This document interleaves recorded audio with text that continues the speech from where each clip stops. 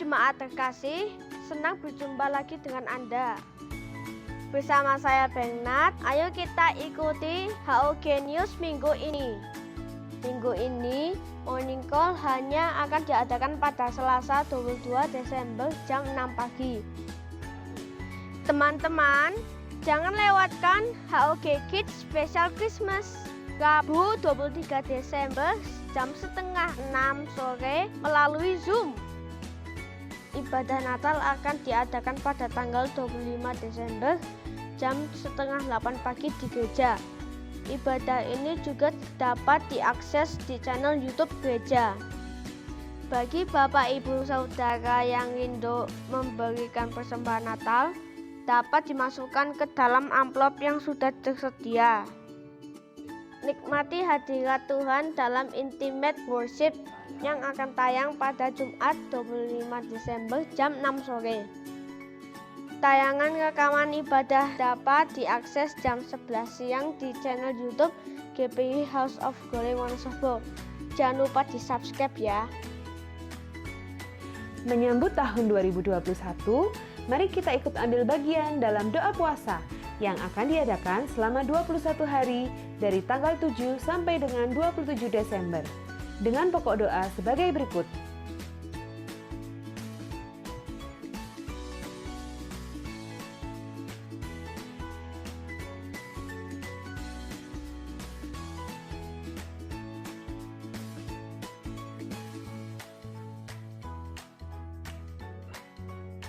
Puasa ini wajib bagi seluruh pelayan Tuhan dan dihimbau bagi jemaat. Persembahan dapat dimasukkan ke dalam kotak di dekat pintu masuk setelah ibadah. Selain itu juga dapat diberikan melalui transfer ke nomor rekening BCA berikut. Akuilah Dia dalam segala lakumu, maka Ia akan meluruskan jalanmu. Demikian HOG News minggu ini. Tuhan Yesus memberkati.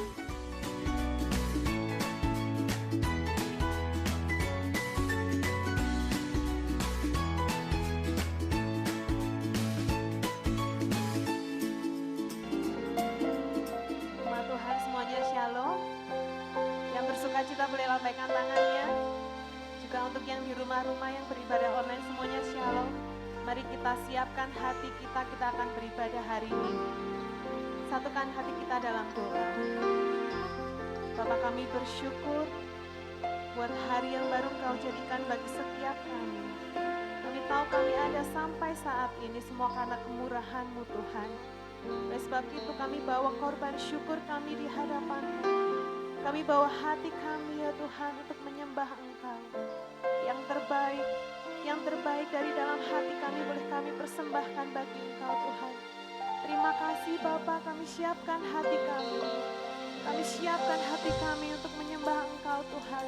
Kami tanggalkan segala beban dan dosa yang begitu merintangi di dalam nama Tuhan Yesus. Terima kasih Bapa. Haleluya, haleluya. Amin. Sungguh besar kasih-Mu atas kami ya Tuhan. Bahkan tidak terselami oleh pikiran kami ya Tuhan. Terima kasih Bapa. Kemanakah aku dapat pergi menjauhi Roh-Mu yang suci, Kau sahabat.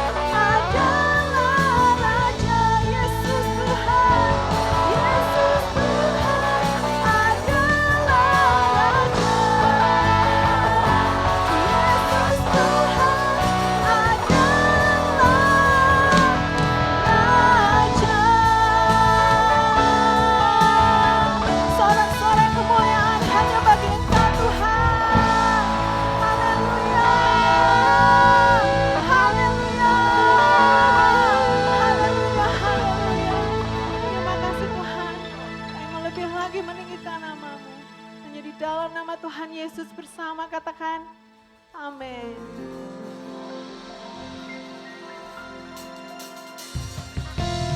Dengan segenap hati kami mau memuji-muji Engkau Tuhan. Dengan segenap jiwa kami mau bersorak bagi Engkau.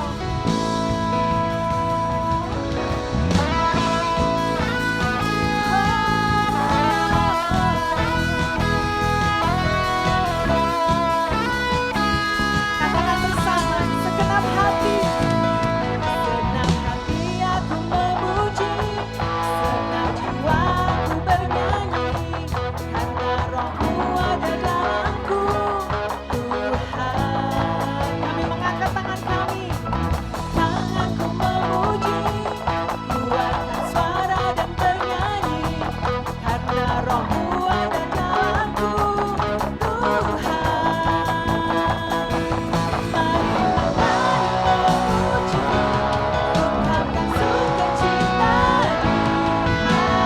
Bersama katakan, Kau terbesar dan mulia, ajaib semua perbuatanmu. Kau terbesar dan mulia, biarlah semua memuji-Mu. Bersuka cita karena Engkau Tuhan.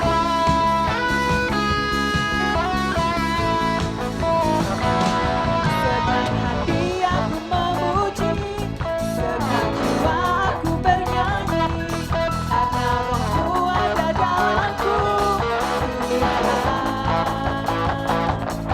Kuatkan tanganku memuji, kuatkan suara dan bernyanyi, karena Roh-Mu ada dalamku, Tuhan. Mari memuji, ungkapkan sukacita di hati. Yang bersuka katakan, besar dan mulia, ajaib semua perbuatanmu. Kau terbesar dan mulia, biarlah semua memuji-Mu. Semuanya bersorak, bertepuk tangan di atas kepala. Bersyukur kami kepadamu Tuhan.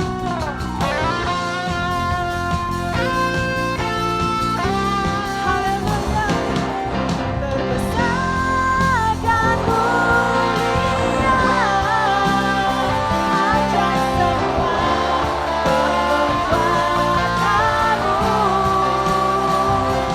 Kau terbesar dan mulia, biarlah semua memuji-Mu. Sekali lagi katakan, Kau terbesar dan mulia, ajaib semua perbuatanmu.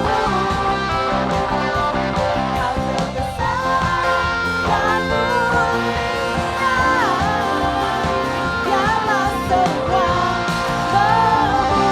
memuji-Mu. Biarlah semua, biarlah semua memuji-Mu. Biarlah semua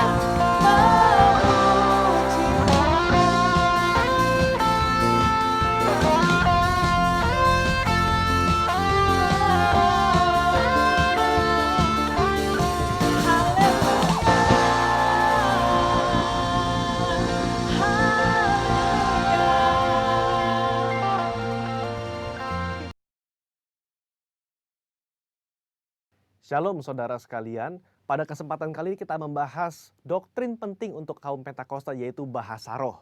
Bahasa roh anugerah besar bagi semua murid Tuhan. Di luar sana ada banyak pertanyaan dan perbincangan mengenai bahasa roh.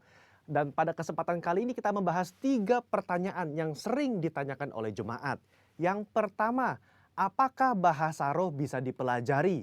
Nah, saudara, jawabannya adalah tidak. Bahasa roh tidak bisa dipelajari. Secara konsisten dalam Alkitab kita melihat orang itu harus dipenuhi oleh karunia Roh Kudus. Lalu secara otomatis mereka akan berkata-kata dalam bahasa roh. Dalam Kisah Rasul pasal 2 ayat yang keempat, maka penuhlah mereka dengan Roh Kudus. Lalu mereka mulai berkata-kata seperti yang diberikan oleh roh itu kepada mereka. Nah, saudara lihat, mereka harus dipenuhi oleh karunia Roh Kudus, baru mereka berkata-kata dalam bahasa roh. Contoh kedua, dalam Kisah Rasul 10 ayat 44-46. Ketika Petrus berkhotbah di keluarga Kornelius, maka turunlah Roh Kudus dari atas lalu memenuhi keluarga Kornelius dan mereka berkata-kata dalam bahasa roh. Jadi saudara, kita jelas bahwa bahasa roh itu secara otomatis diberikan langsung oleh Roh Kudus, bukan oleh manusia. Karena itu kita percaya tanda awal orang dibaptis Roh Kudus adalah dia berkata-kata dengan bahasa roh. Pertanyaan kedua, apakah orang yang tidak berbahasa roh akan masuk neraka?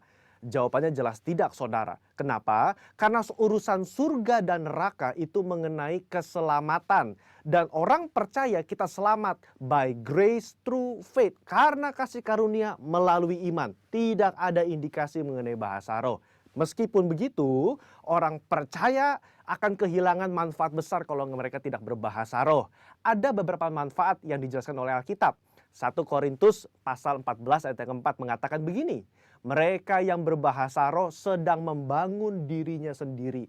Kata membangun di situ menggunakan kata oikodomeo. Artinya seperti orang membangun tembok. Batu bata demi batu bata dibangun sampai menjadi tembok yang kokoh. Orang yang berbahasa roh sehari demi hari mereka berbahasa roh menguatkan manusia rohani mereka. Meskipun manusia batinia, meskipun manusia jasmani kita lemah, tetapi manusia rohani kita kuat. Dan manfaat kedua, Roma 8 ayat 26. Dikatakan roh juga membantu dengan berdoa untuk kita kepada Allah. Dengan keluhan-keluhan terdalam yang tidak terucapkan. Nah, saudara, seringkali di rumah ketika kita berdoa, kita kehabisan kata-kata untuk berdoa dalam bahasa Indonesia mungkin. Tetapi ketika kita berbahasa roh, kita bisa berdoa terus-menerus sampai roh itu mengeluarkan keluhan terdalam kepada Bapa mewakili kita semua. Pertanyaan ketiga, apakah semua orang bisa berbahasa roh? Jawabannya adalah ya. Kita kaum Pentakosta meyakini semua orang percaya yang lahir baru yang mau mereka bisa berbahasa roh. Fondasi firman-Nya ada dalam 1 Korintus 14 ayat yang kelima. Paulus mengatakan, aku suka supaya kamu semua berkata-kata dengan bahasa roh. Bapak Ibu, ada kata-kata semua di situ yang artinya semua orang yang mau pasti bisa berbahasa roh. Itu pun keinginan Paulus selaras dengan janji Tuhan di Yoel 2 ayat 28-32. Pada hari terakhir aku akan mencurahkan rohku ke atas semua manusia. Dan janji Tuhan dalam Markus 16 ayat yang ke-17. Tanda-tanda ini akan menyertai semua orang yang percaya. Yaitu mereka akan berkata-kata dengan bahasa yang baru. Sekian, saudara dikasih Tuhan, Tuhan Yesus memberkati.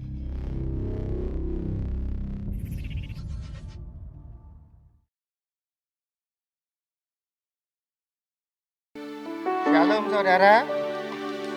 Siapa yang bersuka cita bisa lambaikan tangan. Wow, luar biasa. Mari sama-sama saudara kita bangkit berdiri. Kita perkatakan apa yang dimaksud dengan Pentakosta ketiga. Pentakosta ketiga adalah pencurahan Roh Kudus yang dahsyat di zaman now, lebih yang terjadi di Asusasri. 2. Pentakosta ketiga akan mengakibatkan penuaian jiwa yang terbesar dan yang terakhir sebelum Tuhan Yesus datang kembali. 3. Pentakosta ketiga akan membangkitkan generasi Yeremia, yaitu anak-anak muda yang dipenuhi Roh Kudus, cinta mati-matian kepada Tuhan Yesus, tidak kompromi terhadap dosa dan akan bergerak untuk memenangkan jiwa. 4. Pentakosta ketiga lahir di Indonesia dan bergerak ke bangsa-bangsa. Gerakan ini dari timur ke barat dan akan kembali ke Yerusalem. 5. Pentakosta ketiga akan memberikan kuasa untuk menyelesaikan amanat agung. Dan setelah itu Tuhan Yesus datang kembali. Sorak-sorai buat Tuhan Yesus yang luar biasa. Haleluya. Saudara, di depan ada amplop persembahan Natal. Kita tanggal 25 akan merayakan Natal di tempat ini. Bagi yang bisa hadir, bagi yang sehat, bisa hadir di tempat ini. Catat tanggal 25, jamnya adalah jam 6. Oh sama, jamnya jam sama ini jam 7.30. Amin. Yang mau hadir bisa katakan amin. Haleluya. Puji Tuhan. Mari kita perkatakan tahun 2020 adalah tahun dimensi yang baru. Kita perkatakan tahun 2020. Tahun dimensi yang baru. Sekali lagi tahun 2020. Tahun dimensi yang baru. Berserah buat Tuhan Yesus. Haleluya. Mari ya sama-sama berdoa. Bapak, kami ucap syukur Bapak. Buat pagi hari ini kami boleh ada. Kami hadir di tempat ini adalah suatu anugerah ya Tuhan. Kami dalam keadaan semua indah, baik, sehat, tanpa kurang satu apapun. Kami ucap syukur ya Tuhan Yesus. Kami berdoa Bapak buat setiap pemimpin rohani yang Tuhan pilih dan tetapkan. Berada Ketua BPH GPI, Bapak Pendeta Dr. Upin Adi Abraham, Ketua BPD GPI Jateng dan DIY, Bapak Pendeta Gideon Rusli, Ketua Perwil Baradaya Bapak Ruben Sunarto, Ketua Perwil Semarang Bapak Pendeta Andreas Budi Utomo, Bapak rohani kami ya Tuhan dari Bapak Pendeta Dr. Insinyur Niko Notorajo, Bapak Rufi Dirgantara di Purwokerto, dan Gembala kami ya Tuhan Bapak Timotius Andi. Yang ucap syukur ya Tuhan buat setiap pemimpin yang Tuhan telah pilih ya Bapak. Kami berdoa buat setiap mereka ya Bapak, berkati setiap mereka, tuntun setiap mereka ya Tuhan. Dari pelayanan mereka, dari keluarga mereka, dalam segala hal kehidupan mereka, Tuhan yang menyertai, Tuhan yang memberkati ya Bapak. Dan melalui mereka ya Bapak, kami berdoa. Kami berdoa Tuhan Yesus, nama Tuhan semakin ditinggal dimuliakan. Melalui kehidupan mereka ya Tuhan Yesus, membawa dampak yang luar biasa ya Tuhan buat kami. Dampak yang dahsyat ya Tuhan, semakin kami semakin hidup serupa dengan Tuhan Yesus. Terima kasih Bapak. Kami juga berdoa buat kota kami Wonosobo dan Semarang. Kami berdoa buat Wonosobo dan Semarang diberkati Tuhan. Kami percaya Tuhan kota ini akan diberkati Tuhan. Dan kesejahteraan Wonosobo dan Semarang semakin luar biasa. Berkati Tuhan Yesus buat penuaian jiwa. Buat gereja-gereja Tuhan. Buat pemimpin-pemimpin yang Tuhan telah pilih ya Tuhan. Dari bupati, wakil kota dan lain sebagainya. Tuhan yang berkati ya Tuhan. Roh takut akan Allah dari depan mereka ya Bapak. Berkati ya Tuhan Yesus keamanan buat kota Wonosobo dan Semarang. Dan kami juga berdoa Tuhan buat Indonesia. Indonesia diberkati Tuhan. Kami berdoa Tuhan, damailah Indonesiaku. Kami percaya Tuhan, COVID-19 ini ya Tuhan, pandemi ini Tuhan Yesus membawa bangsa ini semakin naik dan bukan turun. Menjadi kepala dan bukan ekor. Terjadi terobosan yang luar biasa. Kami percaya Tuhan Yesus, generasi Yeremia akan bangkit di bangsa ini. Kami percaya Tuhan, Pentakosta ketiga akan terjadi di bangsa ini dan begitu luar biasanya. Kami juga berdoa Tuhan, buat pemimpin kami, presiden, menteri-menterinya. Engkau yang pakai mereka Tuhan dan roh takut akan Allah di depan mereka. Bahwa bangsa ini Tuhan bangkit ya Tuhan. Dan setiap bangsa ini, setiap masyarakat di bangsa Indonesia ini akan melihat ada Tuhan yang luar biasa yang menyertai bangsa ini. Terima kasih Bapak, kami juga berdoa Tuhan untuk generasi Yeremia. Generasi Yeremia, kami berdoa Tuhan Yesus, Kau bangkitkan generasi Yeremia ya Tuhan Yesus. Generasi yang sungguh-sungguh luar biasa ya Tuhan. Generasi yang berkobar-kobar ya Tuhan, penuh dengan api Roh Kudus Tuhan Yesus. Tuhan, pakai setiap generasimu ini Tuhan, generasi Yeremia lebih terutama ya Tuhan Yesus. Semakin lagi menggerakkan ya Tuhan Yesus. Pertumbuhan perkembangan rohani ya Tuhan Yesus di bangsa ini Tuhan Yesus. Di bumi ini Tuhan Yesus. Makasih Bapak, kami juga berdoa untuk Yerusalem. Shalom Yerusalem, damai sejahtera Allah turun atas Yerusalem. Dan kami juga berdoa buat persembahan yang kami bawa Tuhan. Kau yang kuduskan dan sucikan ya Bapak. Persembahan ini ya Bapak, jadi persembahan yang berkenan kepada Tuhan. Dan kami percaya Tuhan, Engkau Allah yang selalu memberkati kami luar biasa. Dalam nama Tuhan Yesus kami berdoa. Haleluya, amin. Satu yang ku rindu bersekutu denganmu, bawaku lebih lagi tinggal di dalammu, nikmati hadiratmu, jamalah seluruh hidupku.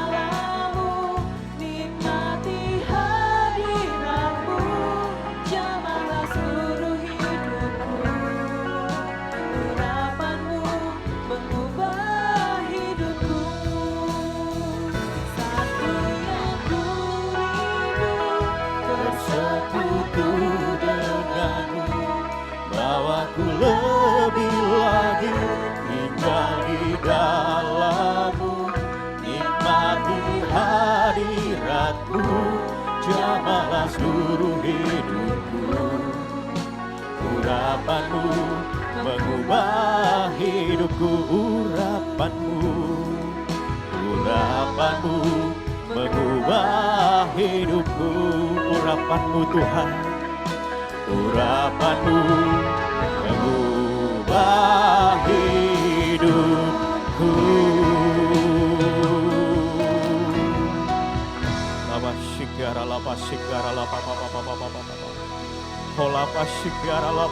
Mari sembah Dia. Mari kita berbahasa roh bersama-sama. Aktifkan roh kita.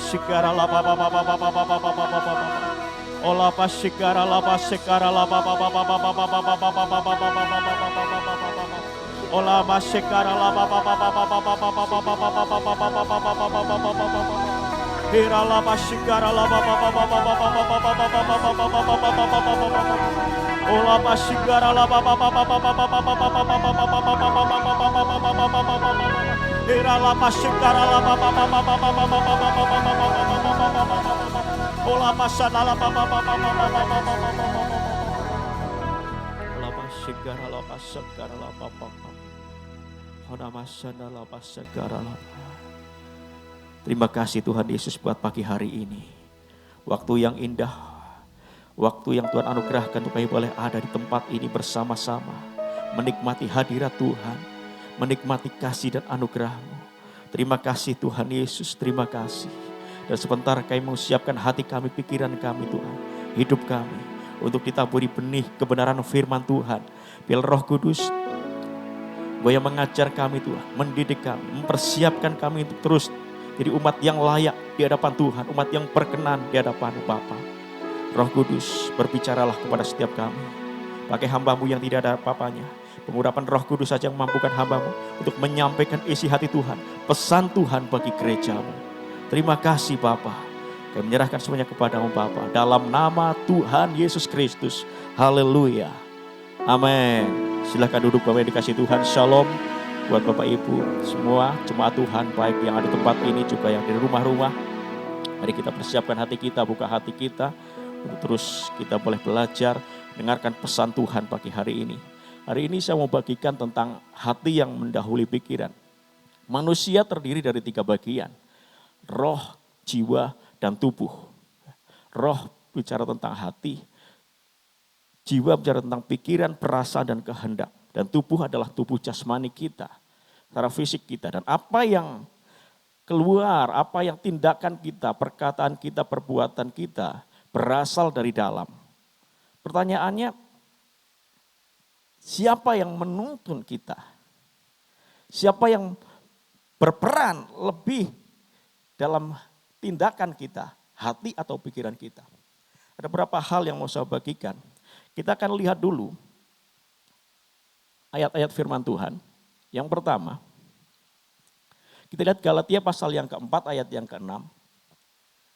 Firman Tuhan berkata demikian, dan karena kamu adalah anak, maka Allah telah menyuruh roh anaknya ke dalam hati kita yang berseru, ya Aba, ya Bapa. Setiap orang percaya ketika kita menerima Dia, Yesus Kristus sebagai Tuhan, kita undang Dia masuk ke dalam hati kita. Status kita sudah berubah dari orang berdosa menjadi orang yang dibenarkan. Dari budak menjadi seorang anak.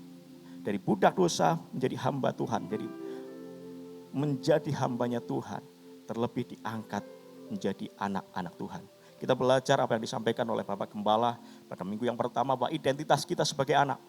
Sebagai anak kita harus mengerti bahwa kita juga punya hak istimewa. Kita menjadi ahli waris dari kerajaan surga. Dan kita harus siap untuk ada dalam didikan. Nah, untuk bisa mengerti hal itu, untuk bisa menangkap hal itu, maka kita harus tahu bahwa dalam diri kita, seperti apa yang akan saya bagikan pagi hari ini, bahwa hati harus mendahului pikiran kita. Artinya apa? Hati harus memimpin pikiran kita. Harus memimpin kepada pikiran kita. Kita melihat ayat yang kedua, Amsal pasal yang keempat ayat yang ke-23. Di situ dikatakan demikian, jagalah hatimu dengan segala kewaspadaan. Karena dari situlah terpancar kehidupan. Perhatikan di sini, jaga hati kita.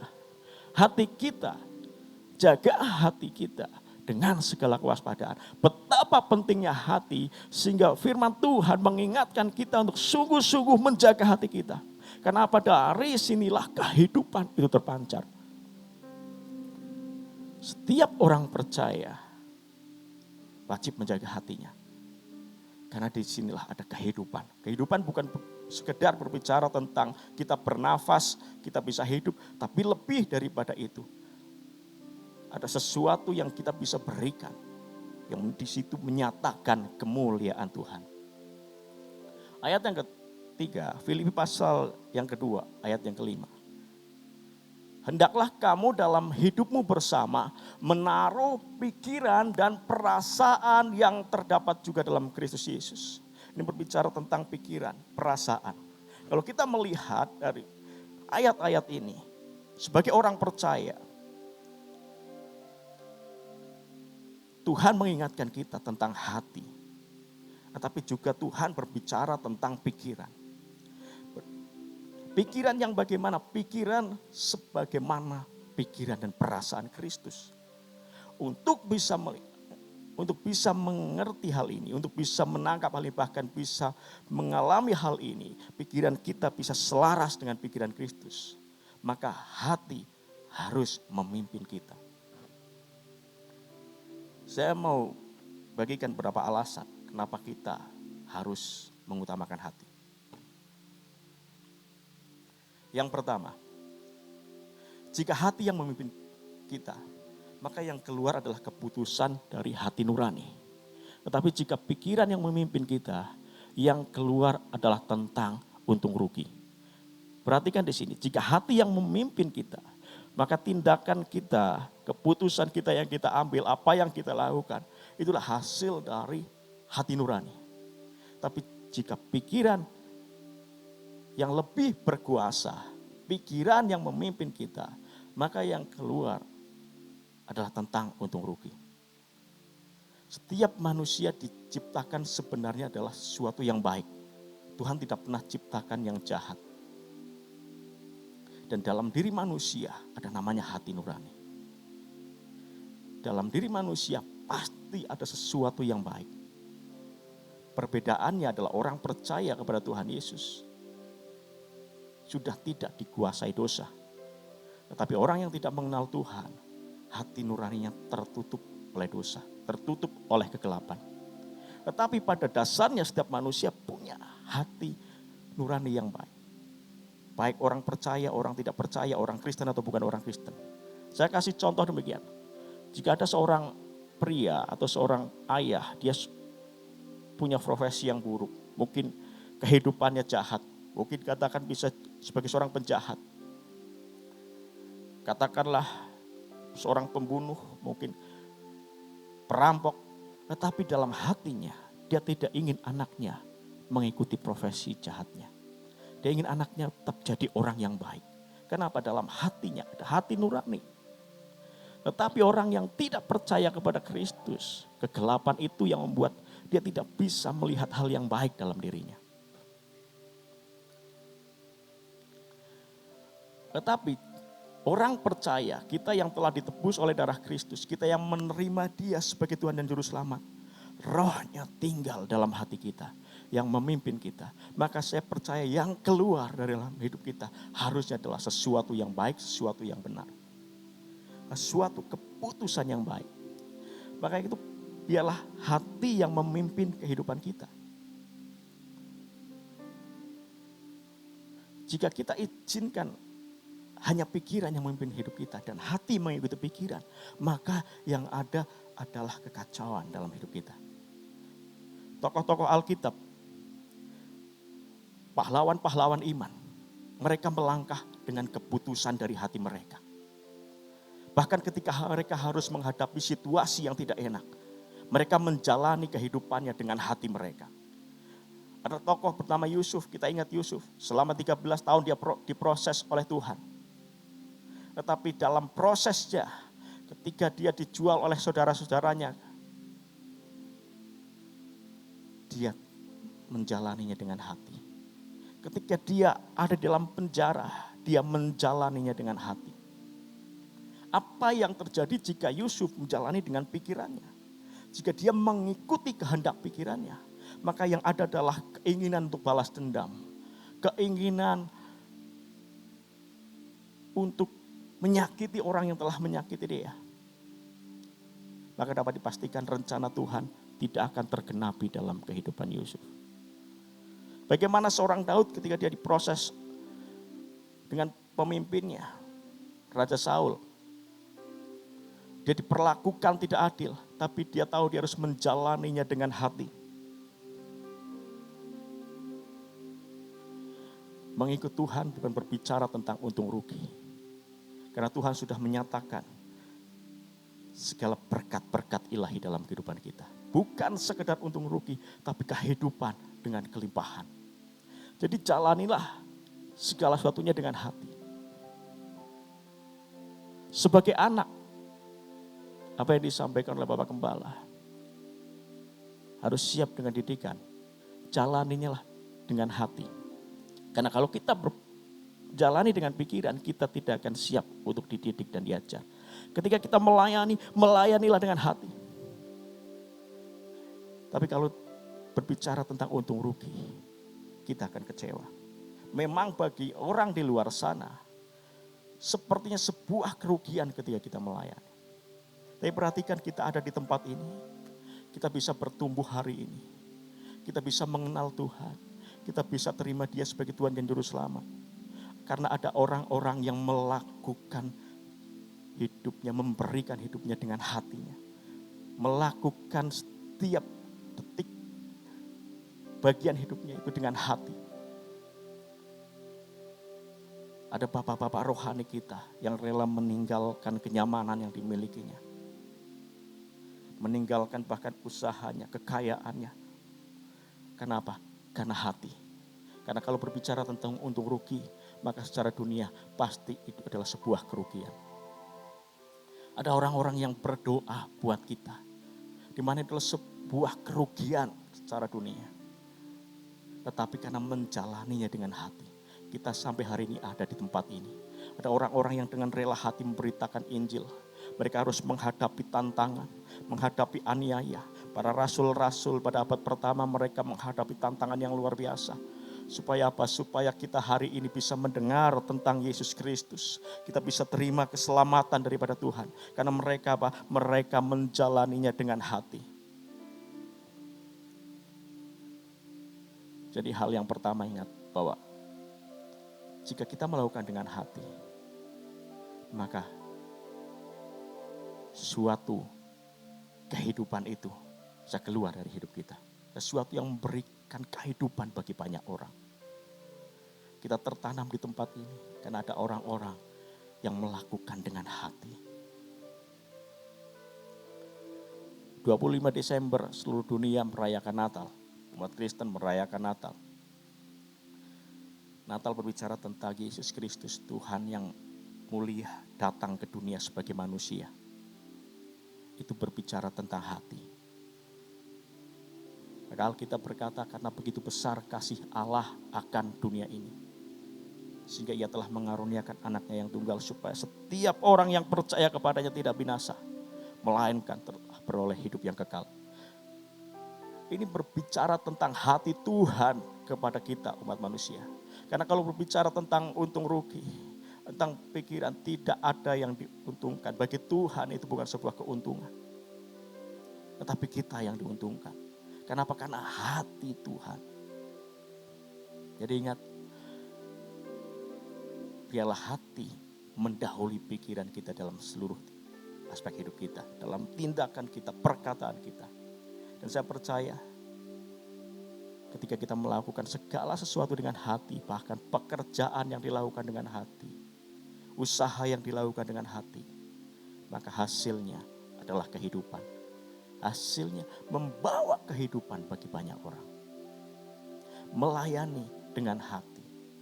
Mengikut Tuhan dengan hati. Bukan berpikir tentang untung dan rugi. Karena Tuhan sudah memberikan segalanya dalam kehidupan kita. Yang kedua, kenapa hati harus mendahului pikiran dalam kehidupan kita? Kenapa hati yang harus memimpin pikiran? bukan pikiran yang memimpin hati. Yang kedua adalah tentang iman. Iman adalah keputusan dari hati. Iman bukan berpikir tentang untung dan rugi. Tapi iman adalah keputusan dari hati. Sebab jika kamu mengaku dengan mulutmu bahwa Yesus adalah Tuhan. Dan percaya dalam hatimu. Perhatikan, percaya dalam hati. Berbicara tentang iman. Bahwa Allah telah membangkitkan dia dari antara orang mati. Maka kamu akan diselamatkan. Jadi iman adalah keputusan dari hati.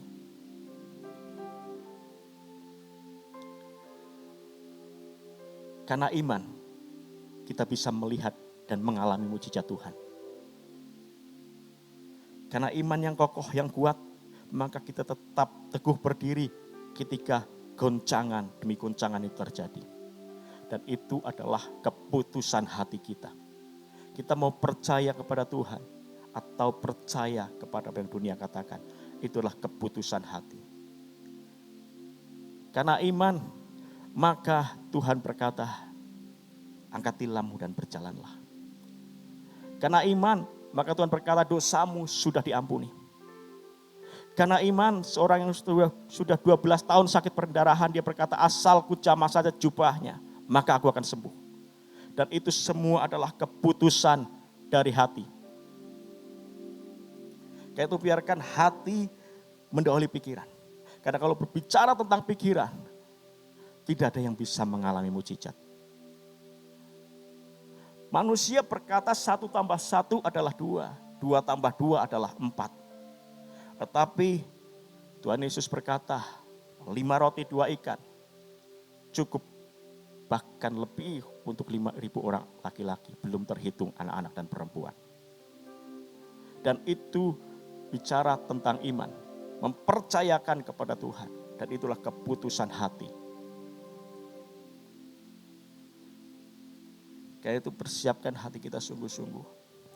Ya, biarlah masa-masa ini, di masa pandemi, di mana orang banyak ada dalam ketakutan. Orang khawatir akan tentang masa depan. Bagaimana dengan usaha yang akan dijalaninya. Bagaimana dengan kehidupan selanjutnya. Kapan ini akan berakhir. Apakah vaksin benar-benar efektif atau tidak. Banyak pertanyaan, banyak kekhawatiran. Tetapi jika kita percaya kepada Tuhan, di manalah sikap hati. Alkitab berkata kita berada dalam kerajaan yang tidak tergoncangkan. Tuhan yang menjaga hidup kita. Tuhan yang memimpin kita. Tuhan yang memberkati hidup kita. Tuhan yang memegang masa depan kita. Saya percaya pandemi ini terjadi. Tetapi Tuhan juga tahu bahwa pandemi terjadi. Beberapa waktu yang lalu kita ingat sebelum masa-masa kita mengalami pandemi. Bapak rohani kita sudah sampaikan tahun 2020 adalah tahun dimensi yang baru. Kita tahu apa yang terjadi dengan tahun 2020. Kita benar-benar mengalami sesuatu yang baru. Mungkin di awal tahun kita belum tahu apa itu dimensi yang baru. Tetapi ketika mulai pandemi itu berjalan, kita tahu kita benar-benar ada dalam situasi yang baru. Pandemi yang baru, ada sesuatu yang baru. Kehidupan yang baru, cara hidup yang baru, cara bersosialisasi yang baru. Kenapa? Karena Tuhan sudah mengetahui bahwa akan terjadi pandemi. Alkitab berkata pada hari-hari terakhir akan datang masa yang sukar. Manusia akan mencintai dirinya sendiri, menjadi hamba uang. Tidak suka yang baik, dan itu terjadi hari-hari ini. Alkitab ditulis ribuan tahun yang lalu. Tetapi Tuhan tahu bahwa pada hari-hari terakhir akan datang masa yang sukar. Itu percayakan hidup kita pada Tuhan. Inilah keputusan hati kita. Kita mau tetap ada dalam ketakutan menghadapi hari-hari ini. Atau kita tetap percaya. Kita memilih untuk tetap percaya bahwa Tuhan yang memegang kendali atas semuanya. Dan kalau kita percaya kepada Tuhan, janjinya berkata kita berada dalam kerajaan yang tidak tergoncangkan. Dan itu adalah keputusan dari hati kita. Jangan biarkan pikiran menguasai kita, tapi biarlah pikiran mengikuti hati yang dipimpin oleh Roh Kudus. Yang ketiga berbicara tentang karakter Kristus. Buah roh yang merupakan karakter Kristus akan muncul dari hidup kita jika kita membuka hati untuk Roh Kudus bekerja dalam kehidupan kita. Buah roh, kasih, sukacita, damai, sejahtera, kesabaran, kemurahan, kebaikan, kesetiaan, kelemah lembutan, penguasaan diri. Itulah karakter Kristus. Dan itu bisa muncul dari hidup kita. Bisa membawa kehidupan bagi banyak orang ketika itu muncul dalam kehidupan kita. Dimulai dari apa? Dari hati kita yang terbuka untuk Roh Kudus bekerja, memproses hidup kita, memimpin hidup kita. Tidak ada hukum yang menentang hal itu. Di dunia ini banyak kepercayaan, banyak suku, banyak jenis manusia. Baik orang yang baik, orang yang tidak baik. Tetapi perhatikan, semua saya yakin percaya bahwa yang namanya kemurahan hati adalah hal yang baik. Yang namanya kesetiaan adalah hal yang benar. Yang namanya kelemah lembutan, penguasaan diri adalah sesuatu yang harus dimiliki oleh manusia. Tidak ada hukum yang menentang hal itu. Dan semua mengakui itu. Dan itu hanya dimiliki oleh siapa? Oleh orang yang membuka hatinya untuk Roh Kudus. Hari-hari ini ketika dunia dipenuhi dengan kebencian, dunia dipenuhi dengan kepahitan, dunia dipenuhi dengan ketakutan, dunia dipenuhi dengan egoisme. Orang-orang percaya harus memiliki karakter Kristus untuk membawa kehidupan bagi banyak orang. Dan itu dimulai dari apa? Dari hati yang dibuka untuk Roh Kudus. Hati yang kemudian membawa pikiran mengikuti kehendaknya. Sehingga kita memiliki pikiran dan perasaan seperti Kristus. Amin. Yang keempat, yang terakhir. Kita bersuka cita, amin. Yang keempat, 1 Samuel pasal 16 ayat yang ke-7. Bicara tentang hati, maka kita tahu bahwa Tuhan itu melihat hati kita. Berfirmanlah Tuhan kepada Samuel, janganlah pandang parasnya atau perawakan yang tinggi. Ini berbicara tentang kakak Daud. Ketika Tuhan memilih Daud menjadi raja atas Israel. Jangan pandang parasnya atau perawakannya. Sebab aku telah menolaknya. Bukan yang dilihat manusia, yang dilihat Allah. Manusia melihat apa yang di depan mata. Tetapi Tuhan melihat hati. Manusia melihat apa yang kelihatan. Manusia melihat sesuatu yang hanya di luar. Tetapi Tuhan melihat sampai kedalaman hati kita. Kita lakukan segala sesuatu dengan hati. Ketika kita dipercaya melayani dengan hati. Ketika kita dipercaya dengan pekerjaan, lakukan itu dengan hati. Dalam keluarga sungguh-sungguh hati yang harus memimpin pikiran kita. Tuhan melihat hati kita. Dan Tuhan tahu mana hati yang benar-benar, mana yang tidak benar-benar mengasihi Tuhan. Mana hati yang sungguh-sungguh melayani, mana hati yang setengah-setengah melayani. Mana hati yang sungguh-sungguh mengikut Tuhan atau yang cuma sekedar menjadi orang Kristen. Tuhan melihat hati kita. Tapi biarlah hari-hari ini kita diingatkan. Di masa-masa yang sukar, di masa-masa di tengah-tengah pandemi. Pikiran harus mengikuti hati kita. Jangan izinkan pikiran, jiwa kita menguasai kita. Karena hanya berpikir tentang keuntungan dan kerugian. Tapi ingat Tuhan sudah memberikan segalanya.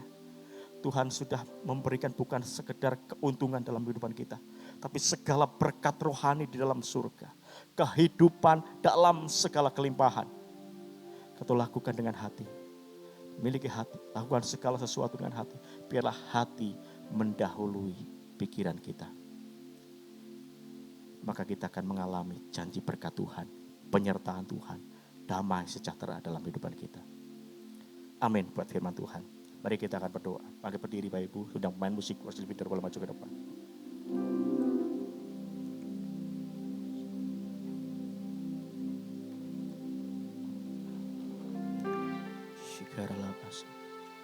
Mari siapkan hati kita sungguh-sungguh hari ini. Buka hati kita.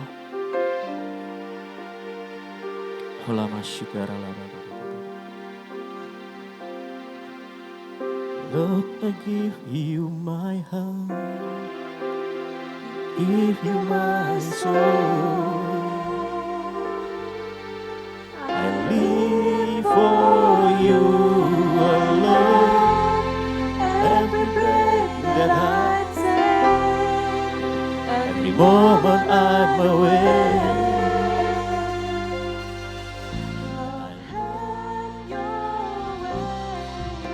Lord, I give you my heart. Mari buka hati kita.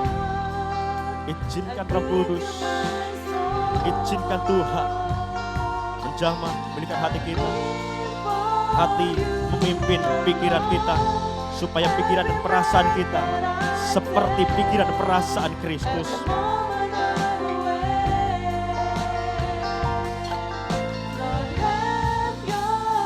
Ku berikan hatiku Tuhan,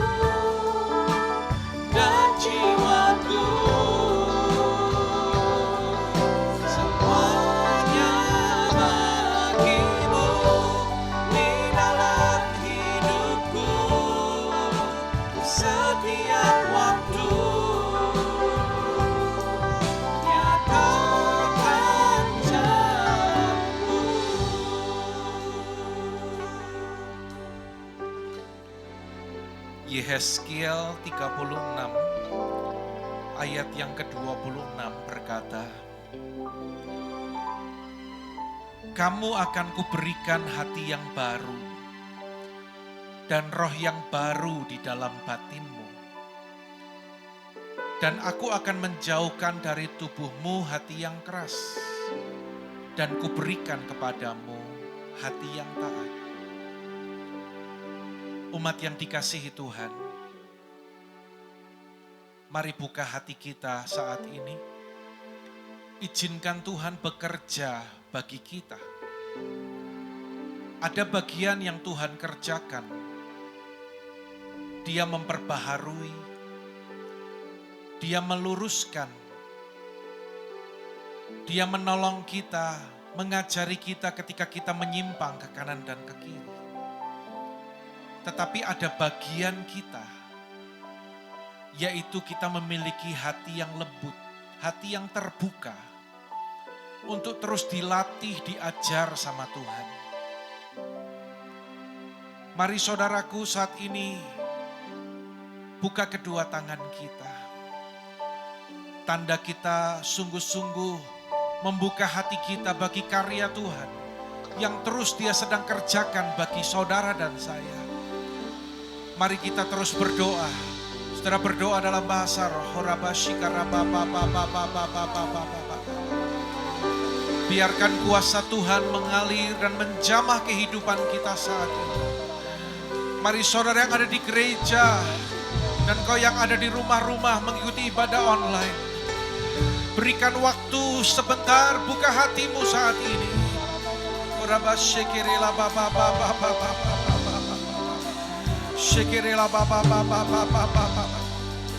Bapa, Engkau yang mengurapi setiap kami, Bapa. Biarlah firman hari ini yang terus boleh mengajar dan mengubahkan kehidupan kami. Ketika hidup kami dipimpin oleh hati kami, maka keputusan hati nurani itulah yang keluar dari hidup kami. Dan iman adalah keputusan dari hati kami Tuhan. Kami akan menghasilkan buah roh ketika hati kami terbuka bagi tuntunan Roh Kudus. Dan kami tahu dalam segalanya Tuhan melihat hati kami. Ini kami umat-Mu. Kami terus izinkan Roh Kudus bekerja, agar hati kami boleh kedapatan berkenan kepada Tuhan. Ampuni jika ada hal-hal yang salah Tuhan dalam hati kami. Ketika ada hal-hal yang tidak beres, saat ini kami mau berkata, kuduskan hati kami. Berikan hati yang baru bagi kami Tuhan, supaya kami boleh mendengar suara-Mu, supaya kami boleh mengerti kehendak-Mu. Terima kasih Bapa. Kami mengucap syukur, Engkau sungguh baik, sangat baik bagi kami. Kami berdoa bagi hamba-Mu, PDP Yeftah. Terus Tuhan urapi dan pakai Tuhan, menyampaikan pesan-pesan Tuhan yang kuat bagi setiap umat-Mu. Kita berikan tepuk tangan bagi Allah kita, saudaraku. Haleluya, sorak-sorai bagi Tuhan. Ku berikan hatiku, ku berikan hatiku dan jiwaku, semuanya bagimu di dalam hidupku, di setiap waktu. Nyatakan jalan, angkat kedua tangan kita, hatiku dan jiwaku,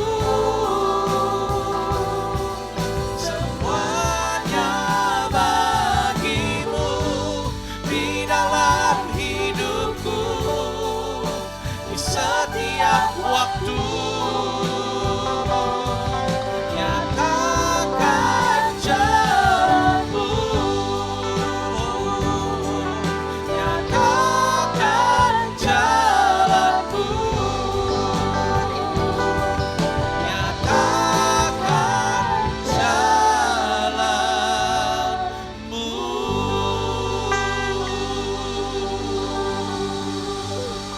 Sorak-sorai bagi Allah kita. Haleluya, haleluya, haleluya. Berikan hati yang baru bagi kami Tuhan. Mari saat ini Bapak Ibu Saudara, buka hati dan angkat kedua tangan kita. Pandang kepada Bapa. Tuhan memberkati engkau dan melindungi engkau. Tuhan menyinari engkau dengan wajahnya dan memberi engkau kasih karunia. Tuhan menghadapkan wajahnya kepadamu dan memberi engkau damai sejahtera.